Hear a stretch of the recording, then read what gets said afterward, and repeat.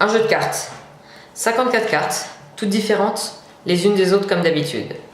Je vais tout d'abord mélanger le jeu parce que souvent les gens me disent que je triche. On va le mélanger, le couper. Et je vais récupérer ici une carte à l'intérieur de celui-ci. Par exemple, celle-ci. Vous la regardez, vous vous en rappelez? Parfait. Je la replace immédiatement à l'intérieur du jeu, je le coupe et je le mélange. On va le recouper une dernière fois pour s'assurer que votre carte soit bien perdue à l'intérieur de celui-ci. Et maintenant, je vais me donner 4 chances pour retrouver votre carte. Par exemple ici, une première chance. Puis, une deuxième chance. Là, une troisième chance. Et enfin, une quatrième chance.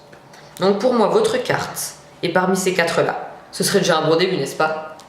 J'ai ici le roi de trèfle, le 8 de cœur, le 3 de carreau et le 5 de trèfle. Donc pour moi, comme je vous l'ai dit, parmi ces 1, 2, 3 et 4 cartes, il y a la vôtre. Je vais vous demander de faire preuve d'un petit peu d'imagination. Parce que regardez bien, je peux ici récupérer votre carte et la retourner. Ce qui fait qu'en un claquement de doigts, on a plus qu'une, plus que 2 et plus que 3 cartes.